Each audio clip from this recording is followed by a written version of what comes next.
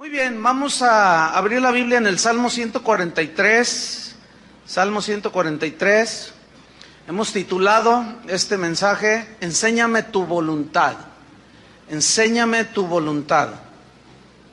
Y vamos a leer del versículo 1 al 10. Salmo 143, versículo 1 al 10. Dice así: Oh Jehová, oye mi oración, escucha mis ruegos, respóndeme por tu verdad, por tu justicia, y no entres en juicio con tu siervo, porque no se justificará delante de ti ningún ser humano, porque ha perseguido el enemigo mi alma, ha postrado en tierra mi vida, me ha hecho habitar en tinieblas como los ya muertos, y mi espíritu se angustió dentro de mí. Está desolado mi corazón. Me acordé de los días antiguos, meditaba en todas tus obras, reflexionaba en la obra de tus manos. Extendí mis manos a ti, mi alma a ti como la tierra sedienta. Respóndeme pronto, oh Jehová, porque desmaya mi espíritu. No escondas de mí tu rostro, no venga yo a ser semejante a los que descienden a la sepultura. Hazme oír por la mañana tu misericordia, porque en ti he confiado. Hazme saber el camino por donde ande, porque a ti he elevado mi alma. Líbrame de mis enemigos, oh Jehová, en ti me refugio. Enséñame a hacer tu voluntad, porque tú eres mi Dios. Tu buen espíritu me guíe a tierra de rectitud. Este salmo, hermanos, es una oración muy poderosa. Una oración que nos va a enseñar a nosotros acerca del tiempo de la angustia, el tiempo de la prueba, tiempos en los cuales cuando estamos en esas situaciones de aflicción nos provocan desorientación, como que nuestra memoria, nuestra mente como que se nubla, y en medio de esas cosas, de esas situaciones muchas veces no sabemos qué hacer, cómo enfrentar las cosas que se van presentando en la vida. Y David aquí en el versículo 1 comienza como todos nosotros debemos de comenzar, orando. Dice en el versículo 1, oh Jehová, y dirige su oración al Señor. Jesús dijo, todo lo que pidiereis al Padre en mi nombre, yo lo haré. Oh Jehová, dice, oye mi oración, escucha mis ruegos. Miren, Dios es omnipresente y omnisciente. Al ser omnipresente, Él oye la oración de todos. Él escucha el clamor, los ruegos de todos. Pero nosotros tenemos que conocer a Dios en todo lo que tiene que ver con su carácter, cómo es Él. Porque Dios oye las oraciones, Él es omnipresente, pero también Él es soberano. Y Él responde las oraciones a veces inmediatamente, a veces tarda una semana, un mes, a veces tarda más. A veces te dice no a tu petición, a veces te dice sí. Tenemos que tener en cuenta que Dios es soberano. ¿Qué significa que Dios es soberano? En la oración, que Él responde nuestras oraciones, no como nosotros lo queremos, sino como Él considera en su soberanía y en su omnisciencia, como Él conoce el pasado, el presente, el futuro, y las oraciones que hacemos están sujetas a su soberanía y a su omnisciencia, porque como Él sabe el futuro, nosotros tenemos que confiar en eso. Tenemos que saber que Dios todo lo sabe. Y que si no me responde en ese momento es porque Él es soberano y sabe que lo mejor para nosotros tal vez es un poco más adelante. Pero aquí David sigue orando, dice, oh Jehová, oye mi oración, escucha mis ruegos, respóndeme por tu verdad, por tu justicia. Aquí verdad también en el hebreo se traduce por fidelidad. Respóndeme, Señor, yo sé que tú eres un Dios fiel. La Biblia dice que Jesús prometió estar con nosotros todos los días hasta el fin del mundo. Y Él es fiel, Él está con nosotros. Entonces cuando nosotros oramos podemos invocar la fidelidad de Dios, pero también su justicia. ¿Por qué David invoca su justicia? Porque Dios es un Dios justo que nunca tiene por inocente al culpable. Y aquí la aflicción de David tenía que ver con los enemigos que lo perseguían a él.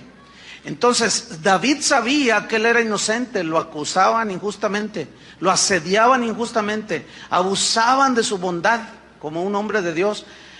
Y él clama a la justicia de Dios porque David sabía que Dios le da el pago al que merece, que Dios no tiene por inocente al culpable. Entonces David invoca su justicia. ¿Por qué? Porque David sabía que nosotros no debemos de vengarnos de los que nos dañan o los que nos afligen, porque la Biblia dice, mía es la venganza, dijo el Señor, yo pagaré. Entonces a nosotros se nos prohíbe tomar venganza contra los que nos atacan, nos asedian, nos lastiman, nos meten en tribulación, etcétera. Y en el versículo 2 sigue orando David y dice, no entres en juicio con tu siervo, porque no se justificará delante de ti ningún ser humano.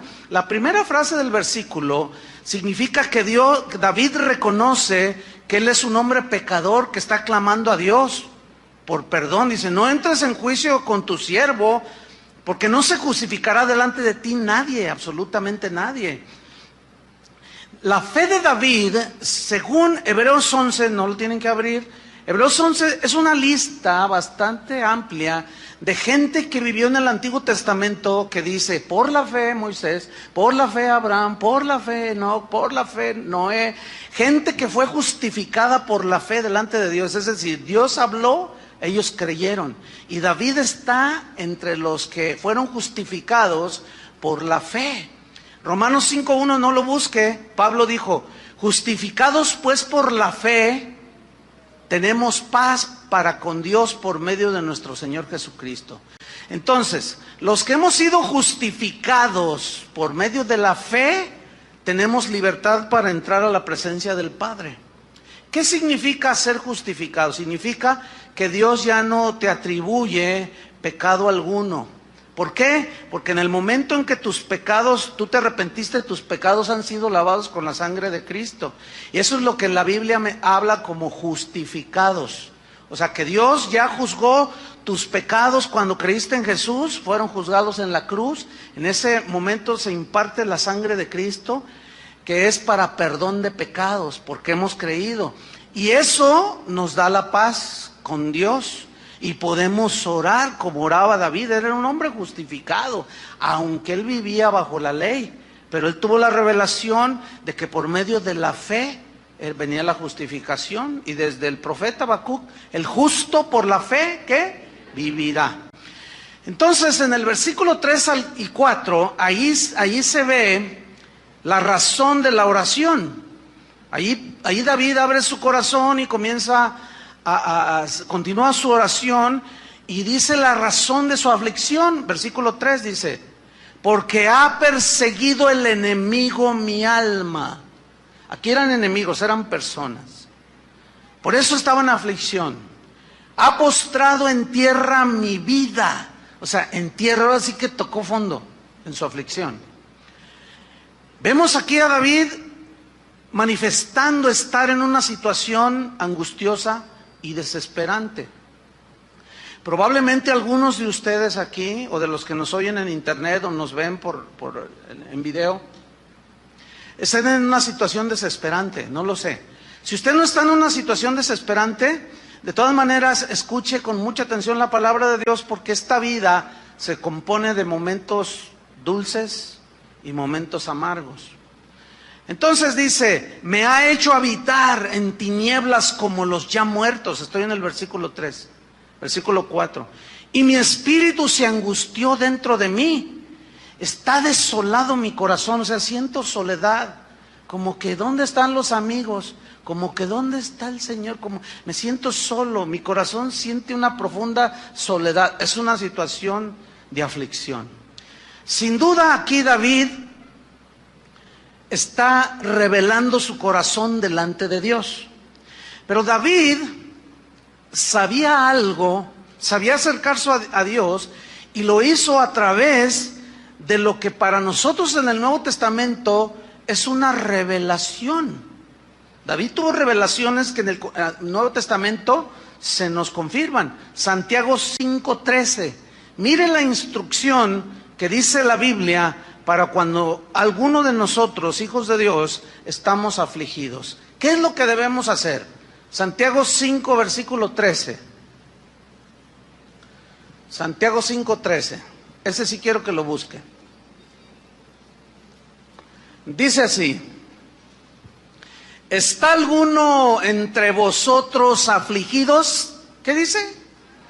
Mire qué instrucción tan simple, tan sencilla. ¿Está alguno de vosotros afligido? Aquí afligido en el griego implica atribulado, angustiado, ¿sí? Como se sentía David. La instrucción es muy sencilla: haga oración.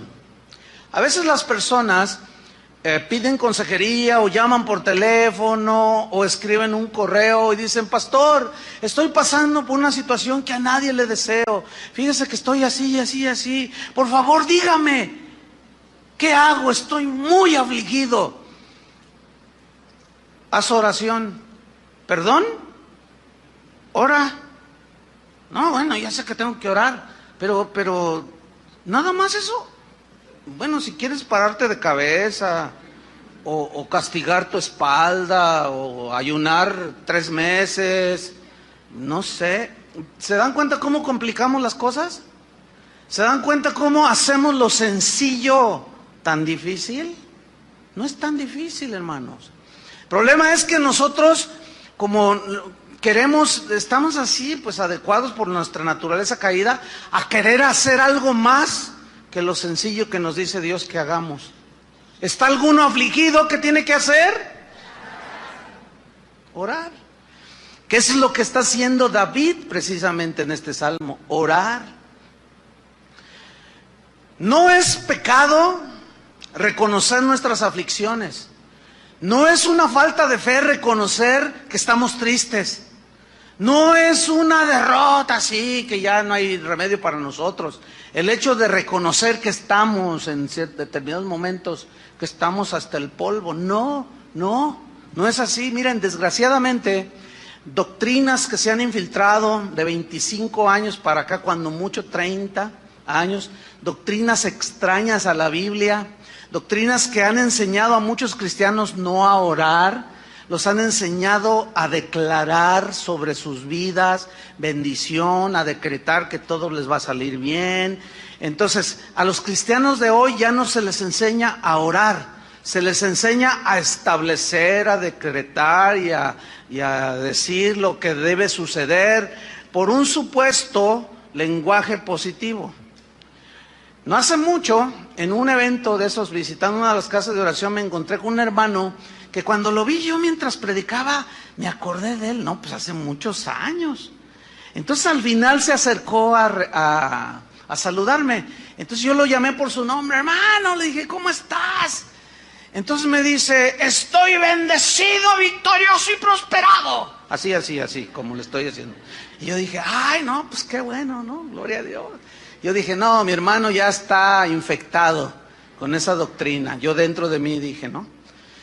Al otro día, deliberadamente le volví a preguntar, lo saludé, le dije: oh, hermano, ¿cómo estás? Dice: estoy bendecido, victorioso y prosperado. No, pues qué bueno, ¿no? ¿Y tú cómo estás? Pues ahí la llevo. Decía: no, hermano, que sabe qué, que el Señor no sé. Bueno, llega el tercer día de conferencia, ya la última, la clausura, y ahí andaba el hermano. Yo lo vi que se acercó para saludarme y le volví a preguntar: ¿y ahora cómo estás, hermano? Y me dice: bendecido, victorioso y prosperado. Entonces yo le digo: a ver, acércate tantito. ¿Es verdad eso? ¿En serio? Y me mira, le digo: no, ¿es verdad? Dice: bueno, mire, a decir verdad, hermano, tengo unas broncotas. Dice: mire, los hijos ya se me salieron del huacal, así dijo. Ya se me salieron de mi control, y si no están muy grandes. Mi esposa ya se me anda queriendo ir. Ah, y estás bendecido, victorioso y prosperado. Por más que has declarado, ¿qué ha pasado con tu familia? No, hermano, no te dé vergüenza. Ve con Dios y dile: estoy angustiado. derrotado, estoy hasta el piso y no hay nadie que me pueda ayudar, solo tú, Señor. Ah, qué diferente. Eso es lo que la Biblia enseña. Eso es lo que la Biblia enseña. No enseña a hacer todo ese tipo de habladurías. Hay cristianos que al encontrar el sentido, digamos la doctrina correcta, sana, de que es oración, no es declaración, es oración, de pronto se dan cuenta y me han preguntado también, pastor, ¿qué hago? No sé orar. Yo sabía declarar, yo sabía establecer, yo sabía decretar, pero no sé orar. Fíjate qué tragedia.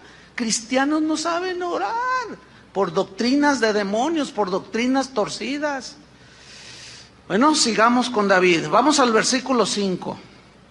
Entonces David reconoce que está angustiado, afligido, reconoce su condición, está orando con Dios, y en el versículo 5 él hace 3 cosas que nosotros podemos aprender para la oración. 3 cosas que hizo. Número 1, me acordé de los días antiguos. Número 2, meditaba en todas tus obras. Número 3, reflexionaba en las obras de tus manos. Vamos a ver brevemente cada una de ellas, de estas 3 cosas que hizo David. Número 1, me acordé. Tiene que ver con la memoria, el recuerdo, el verbo recordar. Yo me acordé, dice, de los días antiguos. ¿Qué significa? Mira, cuando en la Biblia, como aquí en este versículo, David dice, me acordé, en el hebreo, es una palabra que tiene que ver en relación con lo que Dios hace o con quien Dios es. Es decir, que su acordarse tenía que ver con Dios, tenía que ver con las promesas del pacto que Dios le había dado a Israel. Y al acordarse, David comenzó a retroalimentarse en la fe, en la esperanza, en la confianza de que así como Dios en los días pasados había obrado a través de su bondad para con Israel, que cuando se desviaban, se arrepentían o estaban en aflicción como en Egipto, que clamaban Dios por su pacto, en honor a su pacto, su fidelidad y su verdad, Dios les contestaba. Entonces David empezó a acordarse de esos días antiguos, esperando que también con él el Señor le tendiera la mano. Qué bueno es el Señor, ¿no? Entonces fíjense qué importante es acordarse. Si usted hace una lista en esos momentos de aflicción, de las situaciones de aflicción que ha pasado, del tiempo cuando usted se entregó a Cristo a la fecha, usted va a empezarse a acordar y va a empezar a decir, Señor, me sacaste de esta, y de esta, y de esta, y de pronto usted se empieza a dar cuenta que sin duda Dios lo va a sacar y le va a tender la mano en la situación presente. Por eso es bueno acordarse de los días pasados, cuando el Señor obró a nuestro favor. Sin duda Dios no nos va a dejar. ¿Cuántos creen eso? Ahí está. Entonces David se acordó. ¿Sí? Por ejemplo, Dios le había dicho a Abraham que iba a bendecir a todas las naciones por medio de él. Y pasan los años y de pronto Lot está ya en Sodoma. ¿Sí? Y de pronto Dios decide exterminar Sodoma y Gomorra, pero antes de hacerlo envía unos ángeles para que sacaran a su sobrino Lot. ¿En base a qué? A la promesa del pacto que había hecho. Entonces nosotros nos recordamos lo que Dios ha hecho en base a la obra de Cristo, a todo lo que nos ha prometido. Entonces, estamos orando, estamos en aflicción y estamos acordándonos de los días antiguos, cuando Dios obró a nuestro favor y algo empieza a suceder dentro de nosotros. El Salmo 22 no tiene que buscarlo. Salmo 22, 3 al 5, que es un salmo de David, dice así: en ti esperaron, versículo 4, nuestros padres. Esperaron y tú los libraste, refiriéndose a los que estaban esclavos en Egipto. Clamaron a ti y fueron librados. Confiaron en ti y no fueron avergonzados. Ese clamor era en base a la promesa del pacto que Dios había hecho. Entonces, ¿qué debemos hacer nosotros? Según este Salmo 22 también, que va de la mano con el Salmo 143 que estamos estudiando. ¿Qué debemos hacer? Clamar, que era lo que estaba haciendo David en este Salmo. Clamar, esperar que la respuesta, o que Dios te tienda la mano. Y número 3, confiar en nuestro Señor. Esas 3 cosas, clamar, pones tu petición, esperas con paciencia la respuesta y confiar en que Dios va a responderte. Nada más que aquí en la respuesta, en su soberanía, como decía al principio, Dios te puede responder que no a tu petición. Bueno, esa ya es una respuesta. A veces decimos, ¿ya te respondió Dios? Y decimos, no, ya te dijo que no, ya te respondió. O puede ser que sí. Por eso, ¿y cómo saber todo esto, pastor? Alguien me preguntó. En tu relación con Dios. Cada cristiano debe tener una relación personal con Dios. Entonces, Jesús va a cumplir Él cumple su promesa de estar con nosotros. Y en base a esa promesa de su nuevo pacto sellada con su sangre, es que nosotros nos acordamos de todo lo que ha hecho y volverá a tendernos la mano. ¿Qué tenemos que hacer? Simplemente clamar, esperar y tener fe en Dios. Fe es poner tu confianza de manera total. Entonces, ¿cuál fue la número 1? La cosa número 1 que hizo David, acordarse. Estoy en el Salmo 143, versículo 5. ¿Cuál fue la número 1? Se acordó. Número 2, ¿qué hizo? Meditaba en todas sus obras. La palabra meditar aquí ya es un verbo un poco más profundo en esa oración y en ese derramar su corazón ante Dios que David estaba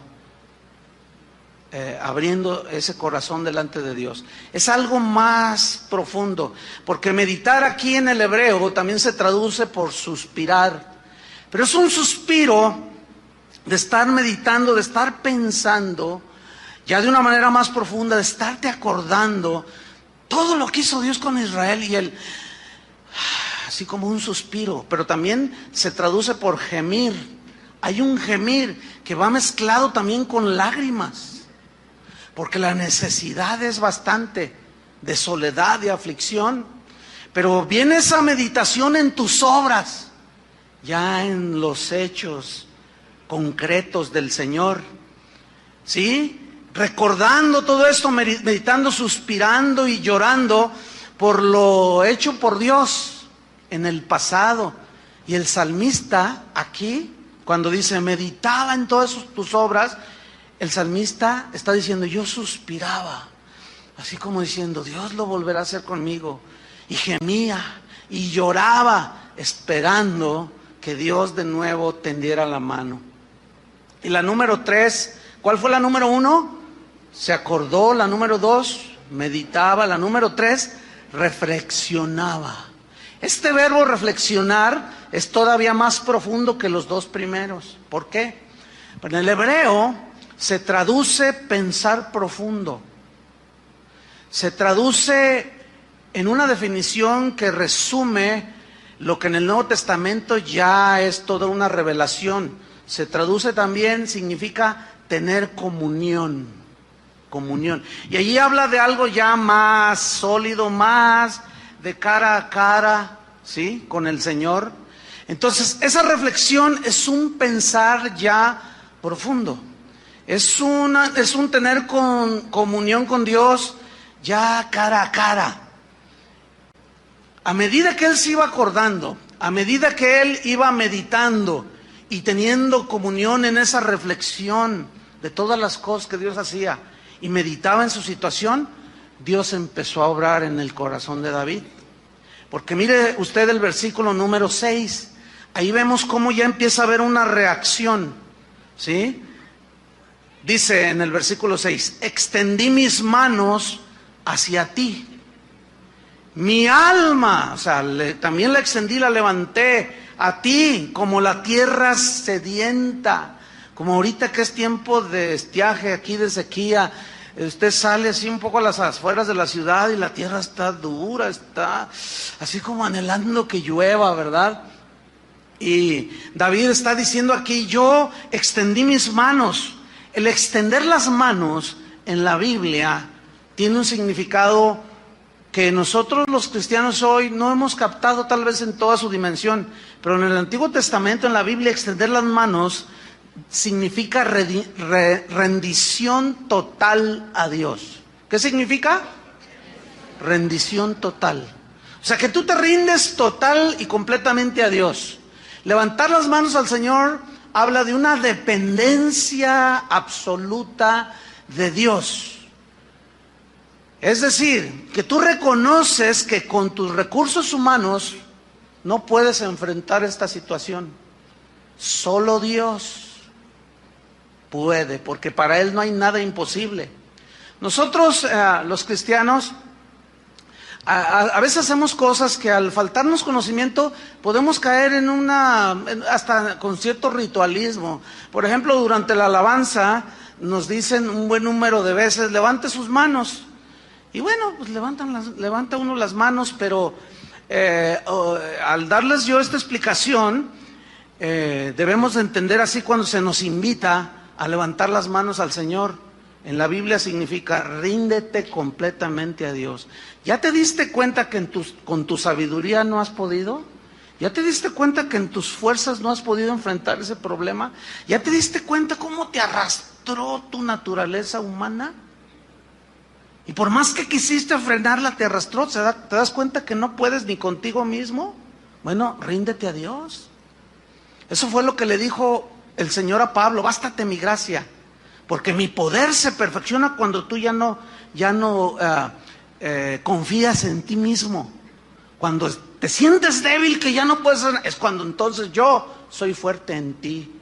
Y ahí es donde el Señor nos quiere llevar, a tener una dependencia total, y David está llegando a ese punto, ¿sí? Pero escuchen bien, el acordarse, el reflexionar, el meditar, nos ayuda. ¿Por qué? Porque se empieza a elevar nuestra alma, y comenzamos a reaccionar y empezamos a levantarla. Sí, Señor, es que yo no puedo, ayúdame, que seas tú, Señor.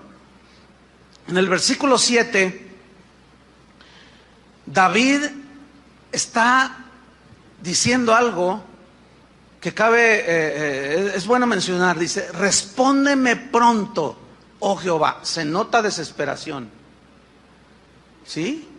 Se nota que él estaba realmente en una situación apremiante. Dice: porque desmaya mi espíritu. Dice: no escondas de mí tu rostro. Mire, la verdad es que Dios siempre nos mira, porque Él está en todas partes, ¿sí? Y David dice: Señor, como diciendo, ¿dónde estás? Ahí estaba Dios. En la situación más difícil de tu vida, ahí ha estado Dios.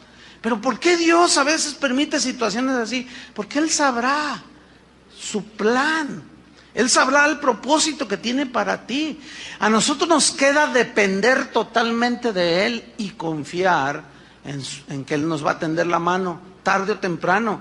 Pero David sigue hablando su situación. Dice: no venga yo a ser semejante a los que descienden a la sepultura. Vemos que la desesperación parece que abrazó a este rey David, que era conforme al corazón de Dios. Sus enemigos andaban sobre él. Estaba la situación muy difícil.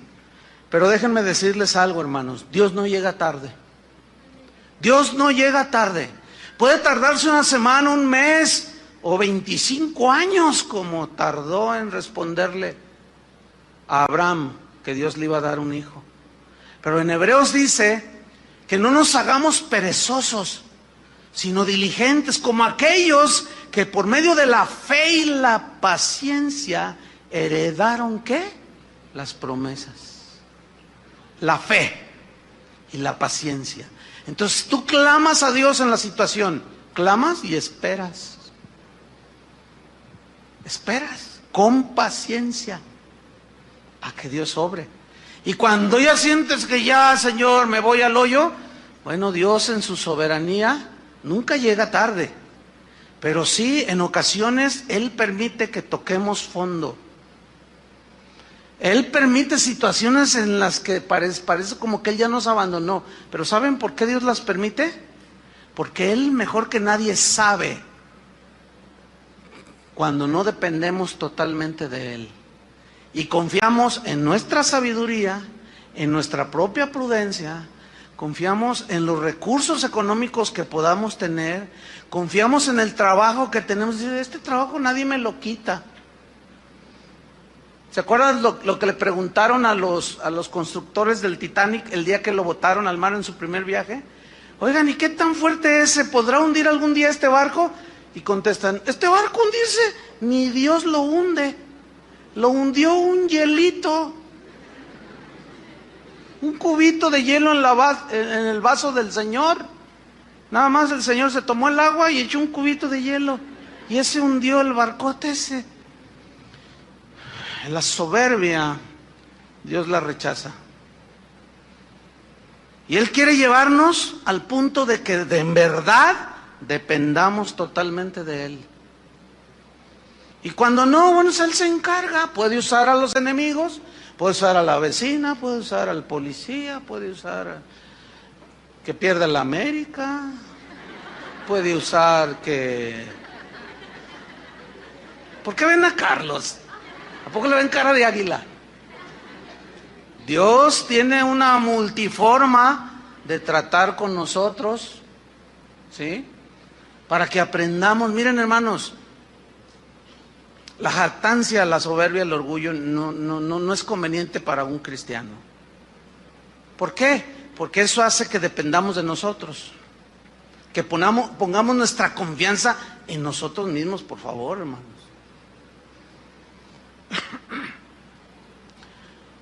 Versículo 8.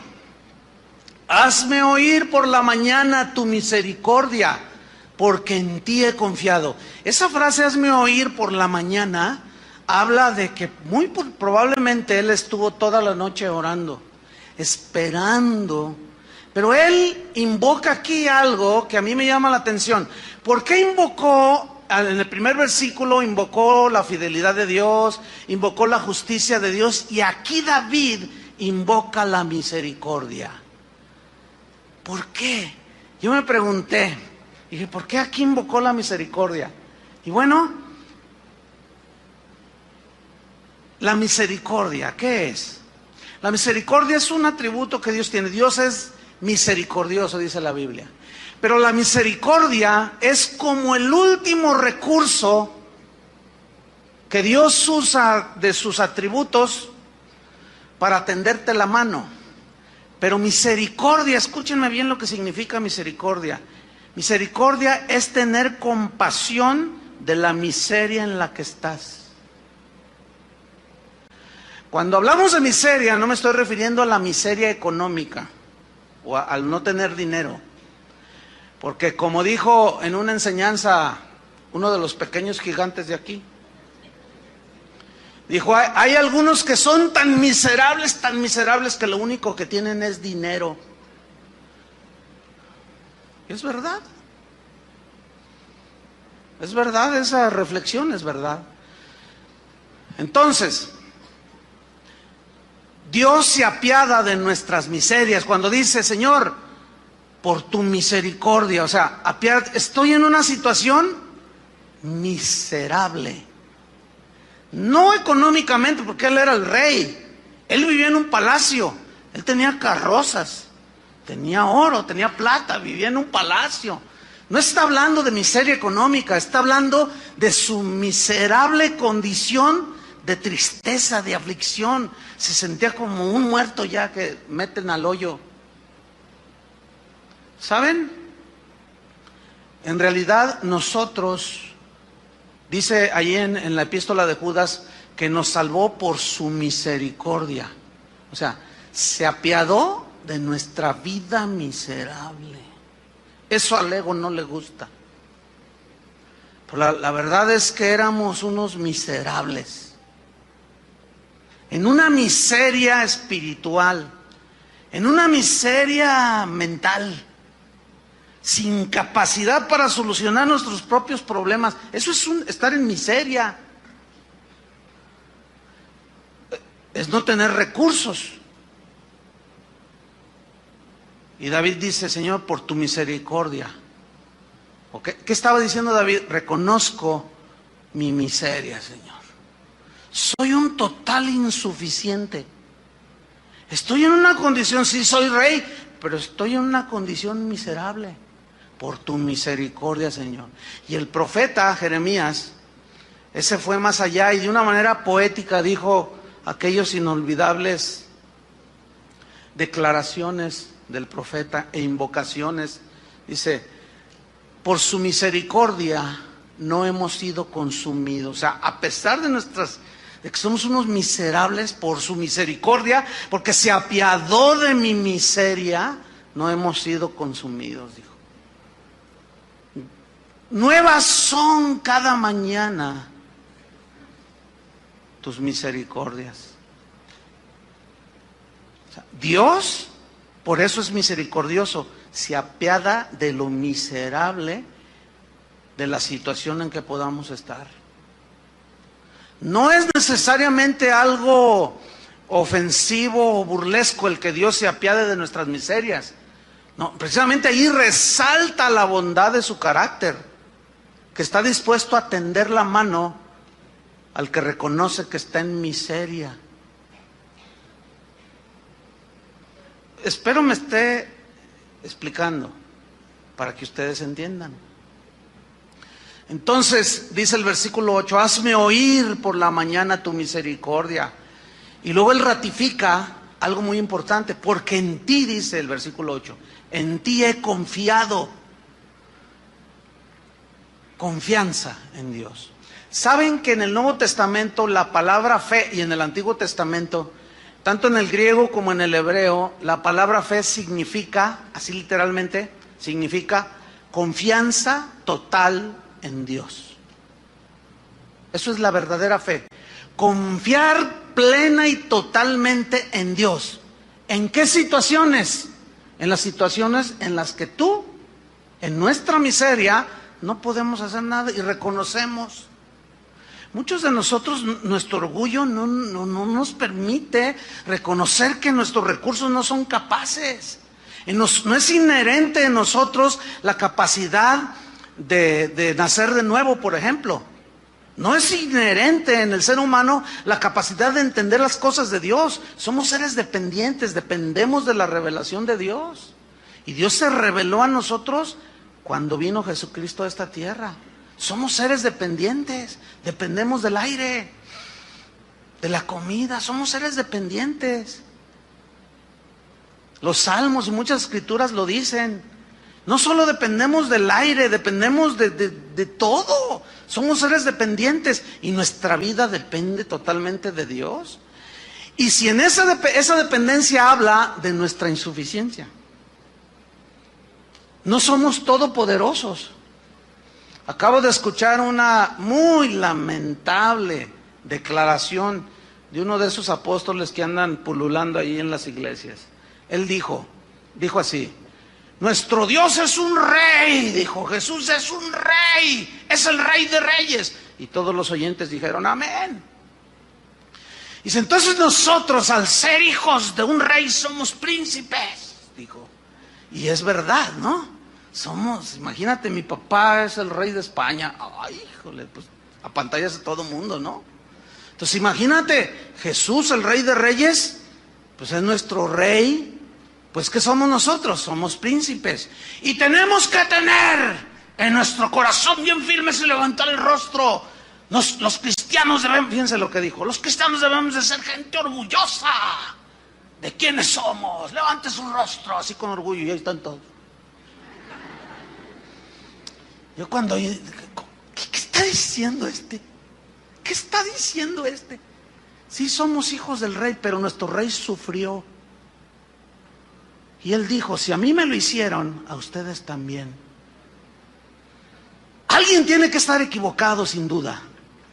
La Biblia enseña por todo, desde el principio hasta el fin, que Dios resiste a los orgullosos, a los soberbios. Pero le da gracia, ¿a quién? A los humildes, les da favor, que es en lo que se desenlaza aquí el Salmo. Dice en el versículo 9, me faltaron un par de versos ahí en el 8. Hazme oír por la mañana tu misericordia, porque en ti he confiado. Fe. Hazme saber Fíjate su oración. Hazme saber el camino por donde ande. Hazme saber, Señor, porque no sé por dónde caminar. Pero fíjate, el Señor hizo una declaración en el Antiguo Testamento. Dijo, hablando de sus hijos, dice, por más torpe que sea, no se extraviará. Porque Dios cuida a los suyos. Dios conoce a los suyos y cuida a los suyos. Los sabe cuidar bien, porque somos sus hijos. ¿Qué padres no cuidan a sus hijos? Solo los irresponsables. Y Dios no es un padre irresponsable. Y Él nos cuida, hermanos. Nos protege. Deberíamos estar muy alentados con estas verdades de Dios. Por eso Él ora y pide, hazme saber el camino por donde ande. No quiero andar por camino errado. Ya he probado caminos que me han parecido derechos, pero su fin ha sido muerte. No quiero andar en oscuridad, dice ahí al final del versículo 8, porque a ti he elevado mi alma. O sea, Él se elevaba. Esto es algo muy importante. El Señor dice, porque mis pensamientos no son los tuyos. Mis caminos no son como los tuyos. Mis pensamientos y mis caminos son más altos como están los cielos de la tierra. Así son mis pensamientos y mis caminos. Y mis pensamientos acerca de vosotros son de bien y no de mal. Pero necesitamos entonces nosotros elevarnos a las alturas de los pensamientos de Dios. ¿Entiende?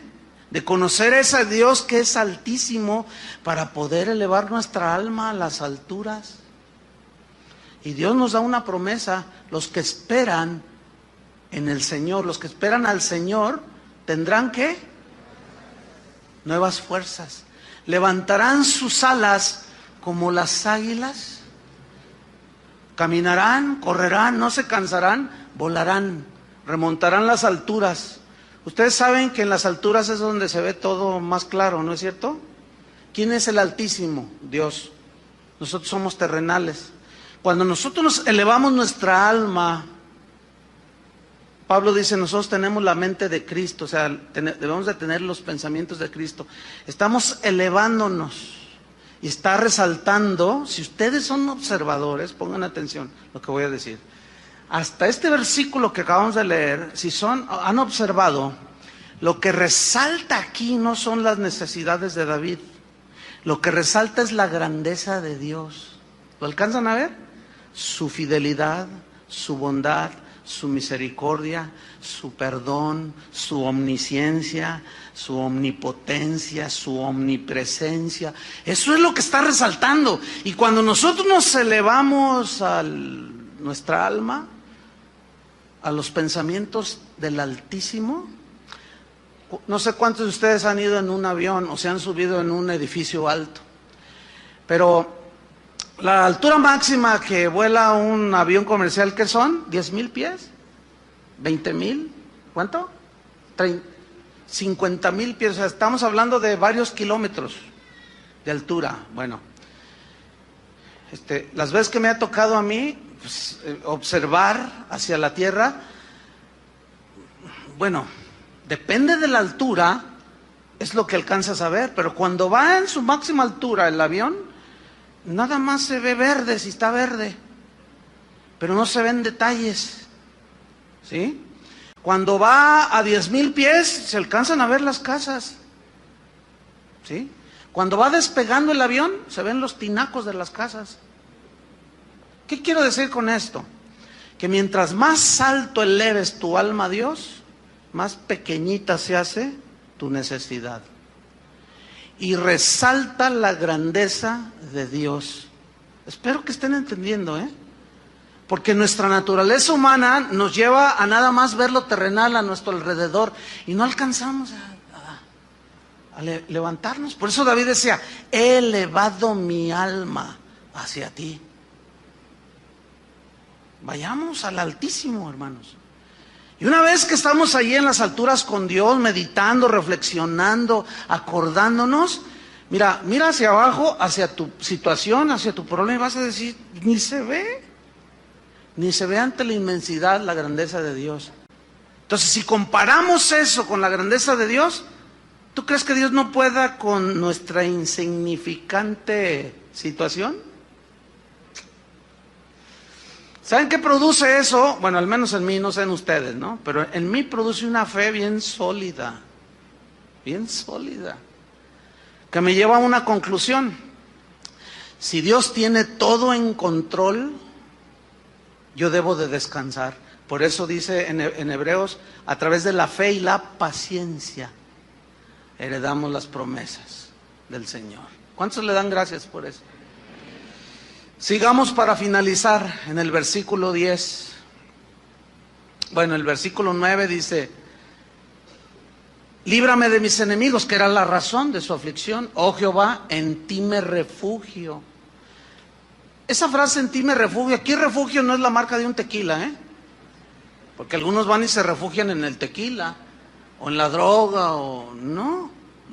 El cristiano, ¿en quién se refugia? En Dios. Fíjate, en el cristiano, el efecto que causan las aflicciones, en el que es nacido de Dios, es contrario al efecto que producen las aflicciones en el que no es hijo de Dios.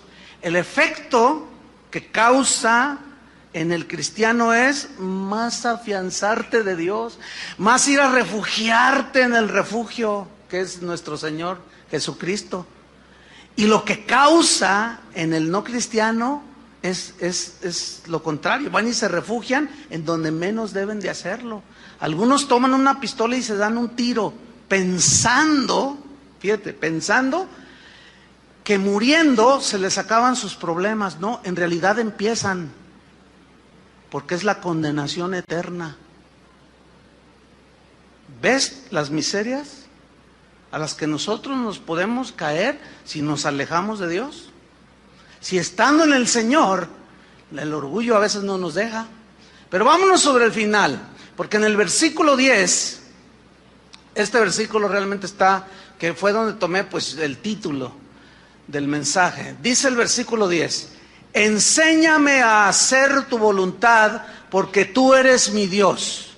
Tu espíritu, tu buen espíritu me guíe a tierra de rectitud. Ok, si somos observadores y somos responsables y ponemos atención cuando leemos la Biblia, yo no creo en eso de que lea la Biblia en un año. ¿Saben por qué? Porque lees tus 15, 20 capítulos diarios, pero ¡ay! Me faltó leer. A ver, enséñame a orar porque es tu voluntad, porque tú eres mi Dios. Enséñame, Señor, tus caminos, porque ya cumplí. ¡Ay, ya me siento re bien! Hermanos, yo he leído la Biblia 30 veces en mi vida. Oye, a ver, y explícame qué significa esto. Bueno, mira, la realidad no la entiendo mucho, pero es re bonito. No. ¿Qué quiere decir aquí? Bueno, la verdad, mira, mira, con que la leas basta.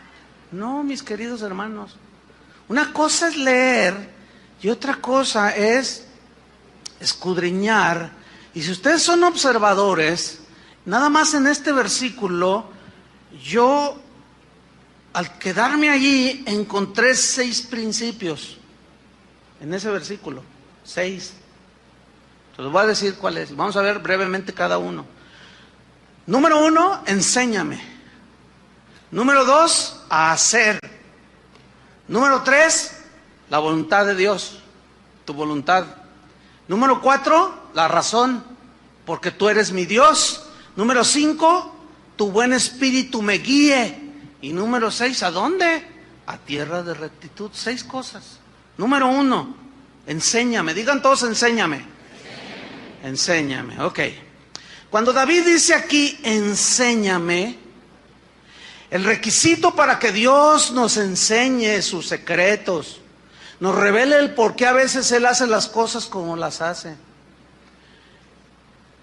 Hay un requisito que Dios pida para Él podernos enseñar, y es humildad delante de Él y sumisión. Cuando David está diciendo, Señor, enséñame, Él está teniendo en su corazón una actitud de humildad y de sumisión. Dios no puede enseñar al autosuficiente. Dios no puede enseñar al que no reconoce que necesita ser enseñado por Dios. Dios no te va a enseñar sus secretos. Dios no te va a enseñar su voluntad si hay soberbia en tu vida. Algunos se les pueden estar yendo los hijos. El matrimonio puede estar hecho un desastre y ni aún así se doblan para decir: Señor, enséñame. Dame sabiduría para saber cómo voy a enfrentar esta situación tan difícil en la que me metí. Y se quedan donde están.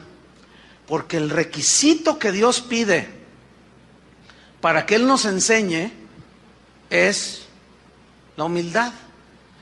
Entonces, la humildad es una actitud del corazón que reconoce que Él sí sabe todas las cosas, que Él sabe todo, conoce todo, y que como es el Todopoderoso y el Omnisciente y el que llena todo el universo, entonces Él es el que sabe. Job una vez le dijo: oh, Señor, ¿por qué esto? Y se puso medio a contender con Dios, y Dios le dijo: ok, a ver, siéntate allí, Job, te voy a hacer yo a ti unas preguntas. Si me las contestas, entonces ya podemos dialogar al nivel que tú quieres dialogar conmigo. Parafraseando, ¿no? Le dice: a ver, si crees que sabes mucho, ¿dónde estabas tú cuando yo fundaba la tierra, Job? Y luego Job se agarró la corbata y le hizo: bueno, es que en realidad, ¿cómo? Cuando... Sí, ¿dónde estabas tú cuando yo fundaba la tierra? ¿Dónde estabas? Todavía ni existía el Job. Dice: a ver, dime, ¿dónde estabas tú cuando yo puse en el universo las estrellas y les puse nombre? ¿Dónde estabas tú? Dime, si eres muy inteligente, respóndeme. No, bueno, Señor, es que pues no es para tanto, Señor. Se quebró el Job. La actitud, escúchenme bien, la actitud con la que tú y yo nos acerquemos a Dios para que Él nos revele y nos enseñe es muy importante para Dios. Y como les dije al principio, desgraciadamente a muchos cristianos no los han enseñado a orar. Los han enseñado a tener una actitud soberbia delante de Dios. Dios no enseña a ese tipo de gente. Y todavía les enseñan y les dicen: haz una lista y preséntala delante de Dios y dile: aquí está lo que yo te pido, Señor, y te pido, te doy 3 meses, dicen unos. Otros más osados, más bendecidos, prosperados, y lo que me dijo aquel hermano, se atreven a decirle al Señor: te doy 3 días para que me contestes. Imagínate nomás. ¿Qué es eso? ¿Sabes qué hace Dios? Se te queda viendo así. Porque Dios resiste a los soberbios, pero le da gracia a los humildes. Gracia es el favor.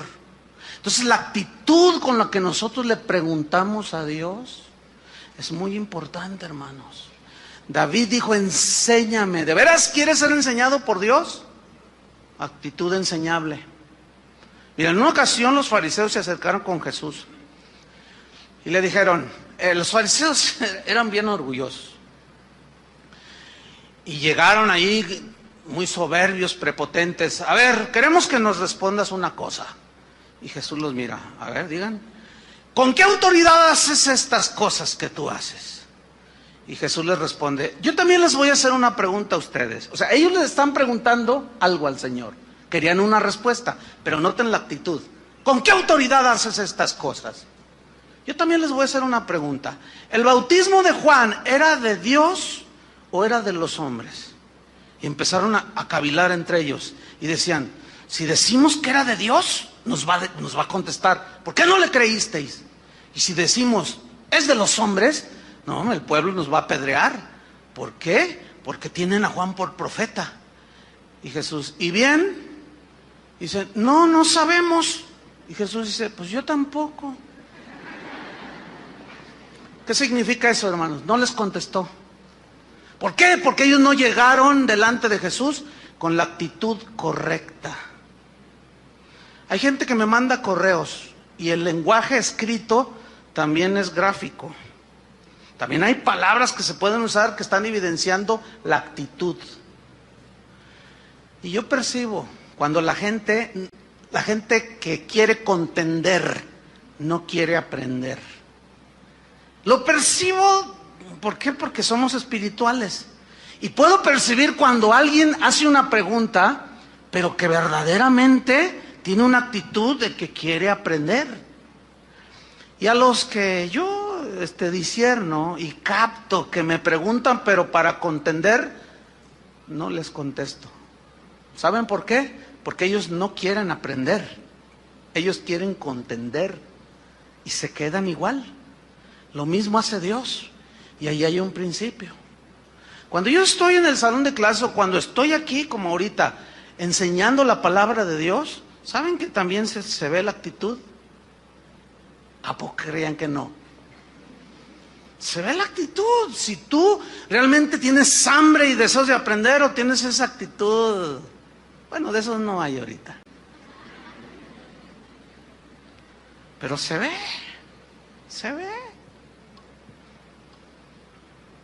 Una vez estábamos en un evento y pues, mi esposa y yo éramos los que iban a enseñar, y se sube mi esposa y estaban ahí unas personas, y la actitud así ¿y esta qué nos enseña? Uy, no, imagínate. ¿Tú crees que así se va a aprender? Acabamos de estar en un evento en la Ciudad de México. Fue un evento para mujeres, para damas, mujeres cristianas y no cristianas. Pero a mí me invitaron también a dar algunas 2, 3 enseñanzas. Pero yo escuché a 3 oradoras, la esposa del pastor de allá, mi esposa y Janet Arroyo. Y yo las oía y yo decía, ¿y qué estoy haciendo aquí? En serio, ¿qué estoy haciendo aquí? O sea, yo meditaba, decía, ¿qué estoy haciendo aquí? Si tienen una palabra, pero bueno, me invitaron y bueno, pues fueron muy amables y me acompañaron a mi esposa. Pero cuando subí, yo les dije, fíjense hermanos, hay gente que cuestiona y un par de versículos nada más donde dice, la mujer calla en la congregación porque no le es permitido a la mujer enseñar. No tengo tiempo para explicar los versículos en su contexto histórico, etcétera, etcétera. No tengo tiempo. Pero yo les dije, fíjense, ¿qué les parecieron las 3 mujeres que acaban de hablar? Si esos que cuestionan que la mujer hable, hablaran como estas 3 señoras mujeres, pues, que acaban de hablar, otra cosa sería, pero su actitud farisea, ¿entienden? No los deja crecer. ¿Por qué? Porque no son enseñables. El enseñable calla y escucha y medita.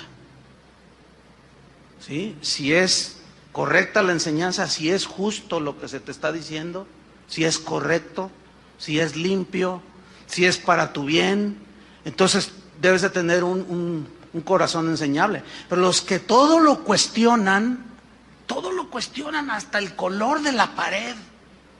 ¿Y por qué amarillo? El amarillo, hasta hay un dicho que dice, el que de amarillo se viste, esa hermosura se tiene y de sinvergüenza se pasa. ¿Por qué? No, esos fariseos huelen a fariseo del tiempo de Jesús. Esos nunca aprenden. Los que cuestionan todo, nunca los enseña el Señor y se quedan ahí. Miseria. Pero te tengo buena noticia. En esa miseria en la que puedes estar, si finalmente elevas tus ojos al Altísimo, Dios te tiende la mano y te puede enseñar. ¿Cuántos quieren que Dios los enseñe? Por eso David dijo, enséñame.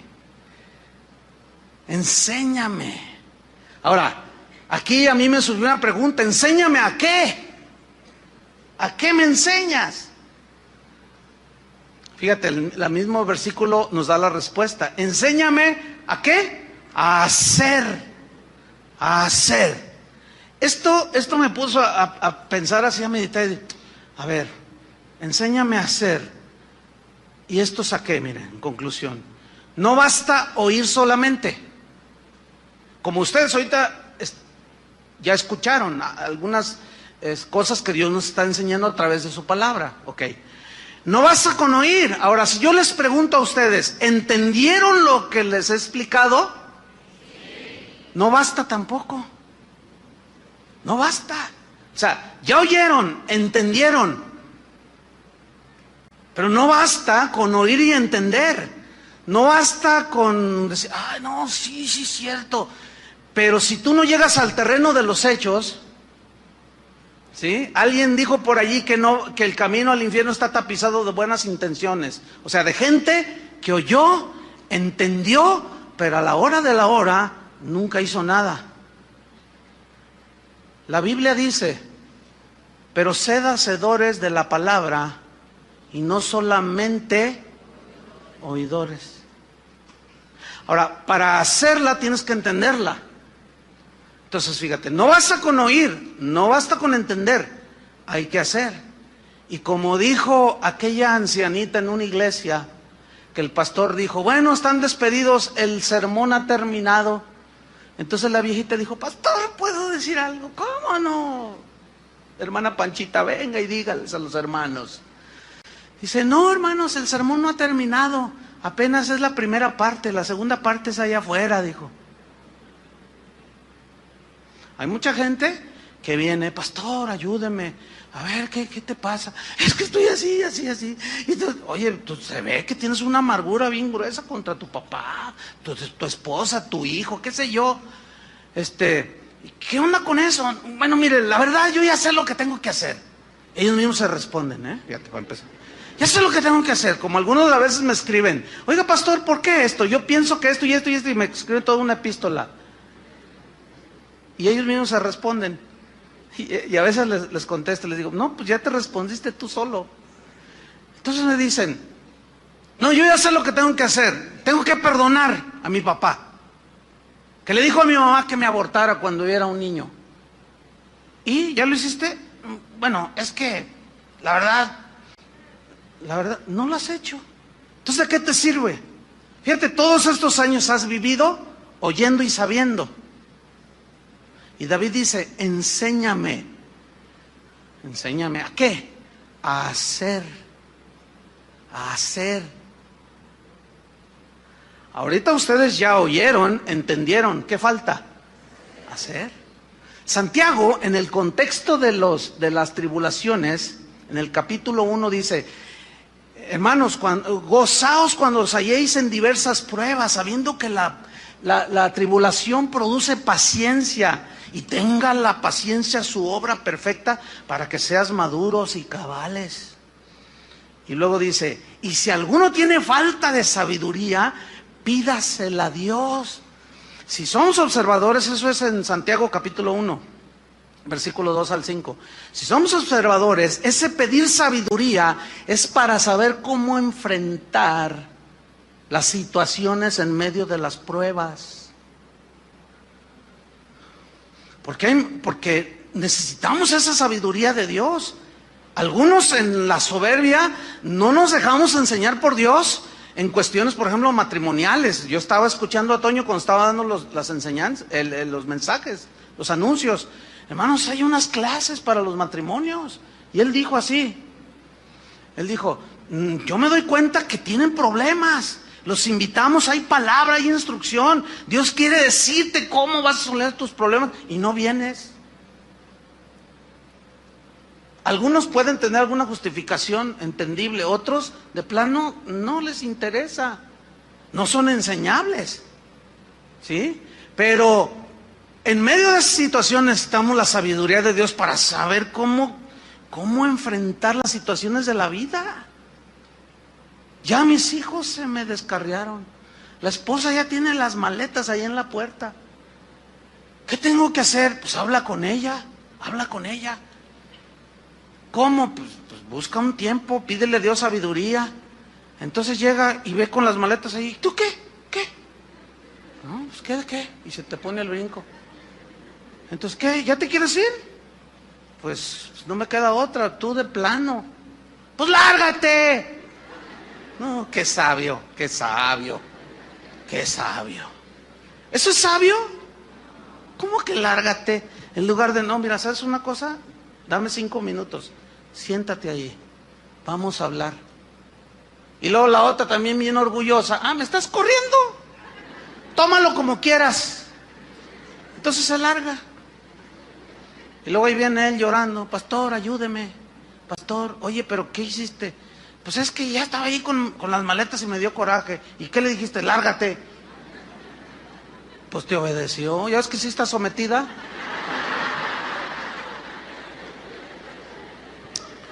Si alguno tiene falta de sabiduría, pídala a Dios. Por eso David en este salmo nos está dando toda una enseñanza al Espíritu Santo, hermanos. Enséñame a hacer, ¿pero hacer qué? El número 3, tu voluntad. ¿Hacer qué? Tu voluntad. Eso es algo muy, muy importante. Muchos de nuestros problemas, hermanos, son el resultado de hacer nuestra propia voluntad. De por sí nuestra condición humana, con muchas deficiencias, nos mete en problemas. El pecado nos mete en problemas. A eso hay que añadirle que hemos hecho muchas decisiones en nuestra vida. Yo tengo 56 años. Lo que hoy estoy viviendo aquí en el presente, mi presente, como cristiano, como pastor, como esposo, como padre, como pastor, es producto de las decisiones que yo tomé en el pasado. Tú estás viviendo tus circunstancias producto de las decisiones que tú tomaste en el pasado. Y yo me he dado cuenta cuando he tomado decisiones de mi propia iniciativa, cuando he hecho mi voluntad. Y las consecuencias tengo que asumirlas. Entonces, nosotros mismos somos los que nos metemos la mayoría de las veces en broncas, en problemas. ¿Por qué? Porque a fin de cuentas hacemos lo que nos da nuestra gana, nuestra voluntad. Dios dice una cosa y nosotros decimos, sí, pero yo pienso que es mejor esto. Ah, ok, bueno, está bien. Por eso David dijo, enséñame a hacer, ¿qué? Tu voluntad. ¿Se acuerdan de Jesús cuando estaba ahí en Getsemaní? Que sudaba como gotas de sangre por la presión, la aflicción, la tribulación en la que estaba, lo que venía al siguiente día, la crucifixión. Y él en su humanidad clamó y dijo, Padre, si es posible, pasa de mí esta copa. Fíjate qué oración que desconcierta a algunos. ¿Cómo? Es que, ¿cómo él está diciendo que si había alguna posibilidad de no ir a la cruz? Pues eso es lo que está orando.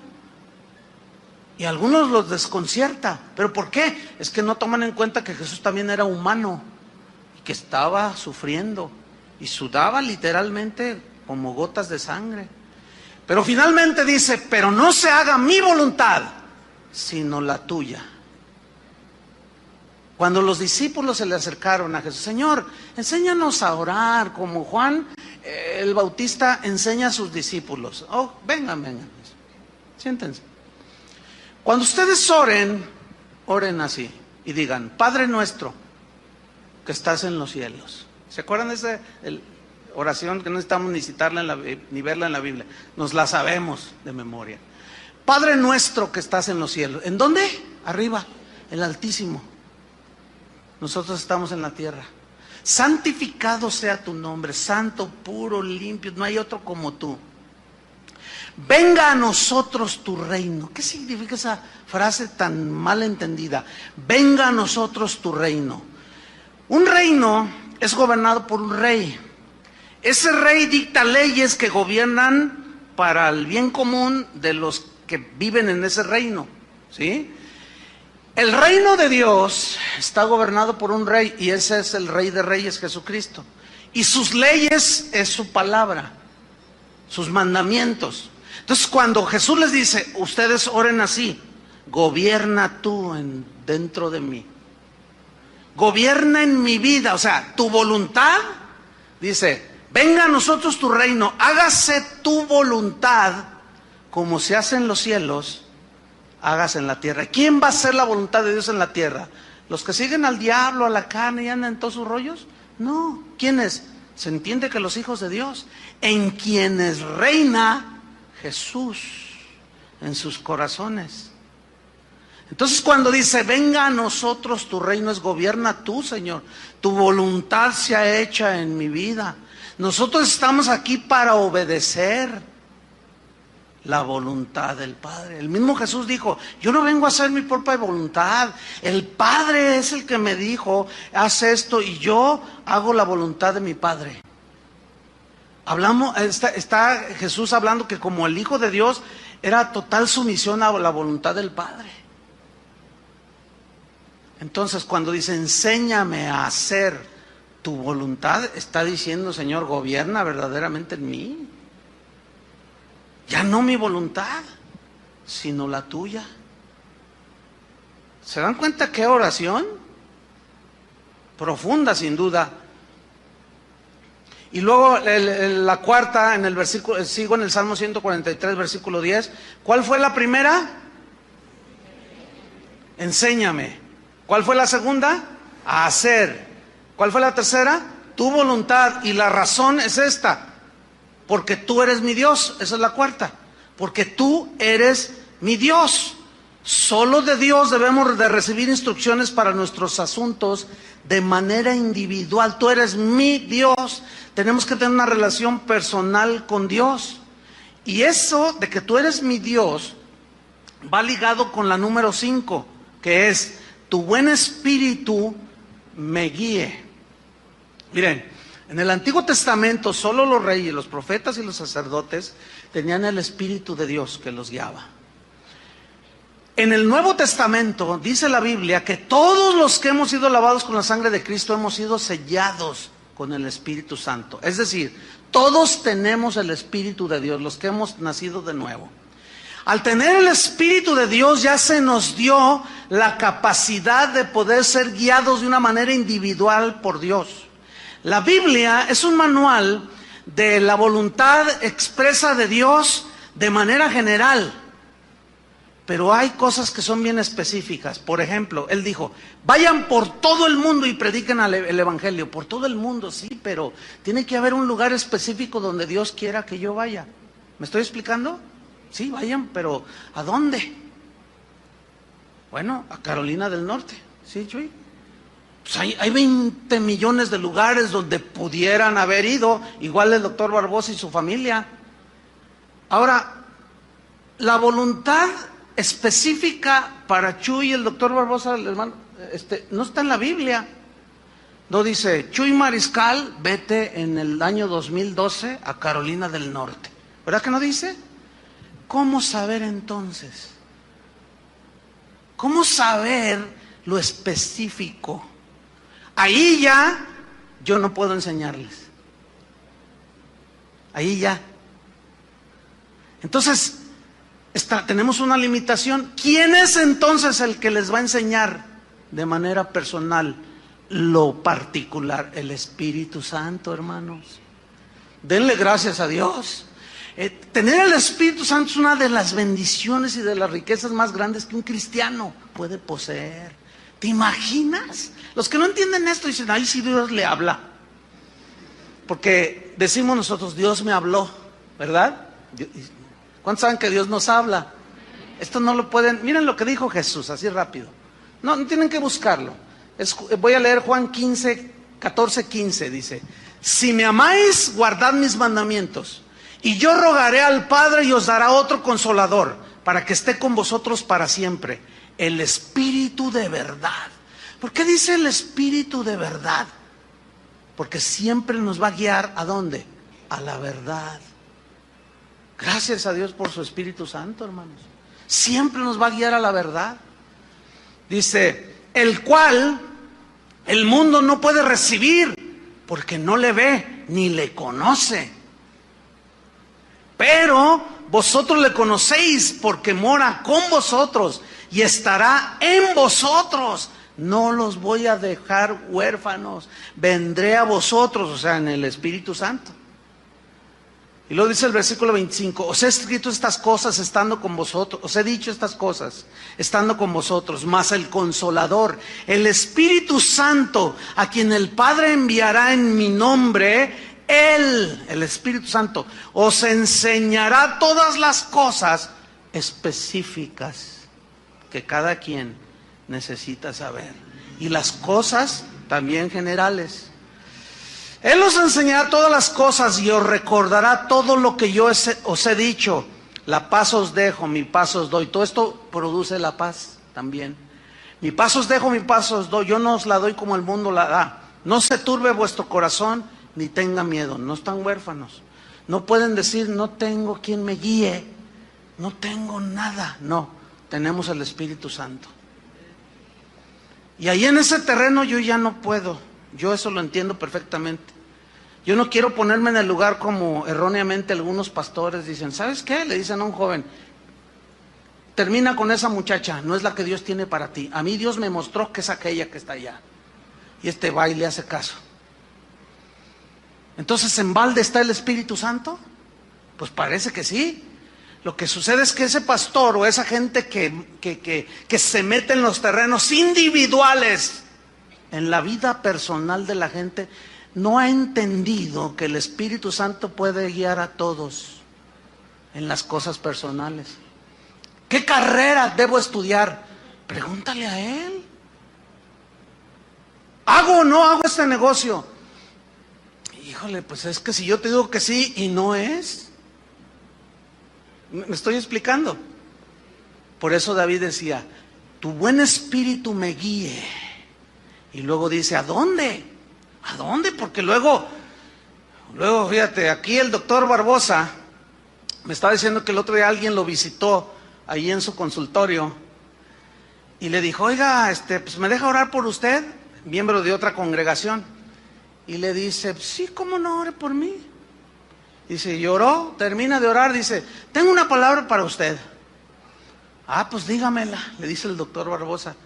Y le dice este hermanito, dice: pues el Señor me puso en mi corazón que te dijera, salte de casa de oración. ¿Verdad que hasta se siente así como... Sí, imagínense que él se deja guiar por esa torpeza de ese hermano. Cuando ya estaban pastoreando una iglesia, cuando el Señor les habló claramente, luego llega uno diciendo: el Señor me dijo. El Señor no se contradice, mis queridos hermanos. Por eso cada uno debe de tener esa comunión con Dios. ¿Entiende? ¿Qué voy a hacer? ¿A dónde me voy allá? ¿Me cambio acá? ¿Qué debo de hacer? ¿Tienes el Espíritu Santo? Pablo obedeció y fue a predicar a muchos lugares. Y hay un par de escrituras en el libro de los Hechos que dice: intenté ir a Bitinia a predicar el Evangelio y el Espíritu Santo me lo prohibió, dice. Entonces parece, ¿cómo que el Espíritu lo prohibió? Si es precisamente el Espíritu quien nos impulsa a ir a predicar. Sí, pero la dirección específica de a dónde, Pablo la estaba descubriendo. Dice: después intenté ir a Misia y el Espíritu me dijo que no. Y me quedé así y de pronto, dice, tuve una visión, un macedonio que me dijo: ven y ayúdanos. Entonces entendí que el Señor quería que fuéramos a Macedonia. Y allá van, y allá era. O sea que en la búsqueda de la voluntad particular de Dios nos podemos equivocar, pero como tenemos al Espíritu Santo, denle gracias a Dios, el Espíritu nos frena o nos impulsa, ¿sí? Hay cristianos que están en la búsqueda de Dios y como se expusieron a enseñanzas de que tú declares, que tú lo otro, el Señor está haciendo que no y en veces no. Dios cierra las puertas, te está diciendo evidentemente que no, porque Él es el único que cierra o abre puertas, según Apocalipsis. Él es el único. Entonces están cerradas las puertas, ya estás tú pateando las puertas. Y en el nombre de Jesús, yo declaro, yo en el nombre, y están peleándose con Jesús. Como Pablo persiguiendo a los cristianos. Pablo, dura cosa te es darle puntapiés al aguijón. Tú solo te estás dañando, nunca vas a poder conmigo. Hermanos, enséñame a hacer tu voluntad, porque tú eres mi Dios. Guíame, tu buen espíritu me guíe, ¿a dónde? A tierra de rectitud, hacia lo recto, lo bueno. Dios siempre nos va a guiar hacia lo bueno, lo sabio, lo justo, lo prudente. ¿Cuántos le dan gracias a Dios? Ya saben lo que hay que hacer cuando estén tristes. Ahí está. Oremos. Señor, te damos muchas gracias por tu palabra. Gracias porque ella verdaderamente es nuestra luz. Verdaderamente tu palabra, Señor. Pero tu buen espíritu también, Señor. Gracias, Padre, porque sabemos, entendemos que las aflicciones son parte de la vida de un cristiano en esta tierra, Señor. Pero David, por el Espíritu que lo inspiró, escribió este salmo y dejó escrito para que nosotros aprendiéramos. Y él derramó su corazón y no escondió su verdadera situación delante de ti. Y empezó a acordarse, a meditar, a reflexionar. Y empezó a profundizarse y su alma empezó a elevarse a las alturas contigo. Y comenzó a rendir. Su corazón empezó a invocar tu misericordia. Reconocía su condición de miseria. No podía él solo, Señor. Pero David terminó diciendo: enséñame, Señor, de verdad. Quiero conocer tus caminos, quiero conocer tu voluntad. Pero no solo conocerla, enséñame a hacer tu voluntad, no mi voluntad. Porque tú eres mi Dios. Tú eres quien debe reinar en mi corazón. Y el Espíritu Santo que has hecho morar en cada uno de nosotros nos guíe a tierra de rectitud, a hacer siempre lo bueno, lo justo, lo puro, tu voluntad agradable y perfecta, Señor. Y ahí es donde ningún maestro, ningún pastor, ningún apóstol, ningún nadie puede intervenir. Ahí solo el creyente y el Espíritu Santo que mora en él. Señor, sin duda, cada uno de nosotros tiene algunas cosas específicas que necesitamos saber de tu plan para nosotros, de tu voluntad para nosotros. Yo te pido, Señor, orando así como Jesús oraba, no estamos huérfanos en base a esa oración. El glorioso Espíritu, el Consolador que habita dentro de nosotros, nos guíe a tierra de rectitud, Padre. Esa es nuestra oración. Danos sabiduría para que en medio de los problemas, las aflicciones, sepamos cómo conducirnos. Por eso Santiago añadió: gócense en medio de la prueba, porque ahora ya conocemos más, tenemos más revelación en el Nuevo Testamento. Gracias, Padre, por enseñarnos. Gracias porque tu Espíritu jamás se irá de nuestro ser. Eso significa que tenemos guía segura hasta el último día de nuestra existencia en esta tierra. En el nombre de Jesucristo, Padre, recibe nuestra gratitud, nuestra acción de gracias. Y terminamos diciéndote, Padre, síguenos enseñando, Señor. Síguenos guiando. En el nombre de Jesús te lo pedimos, Señor.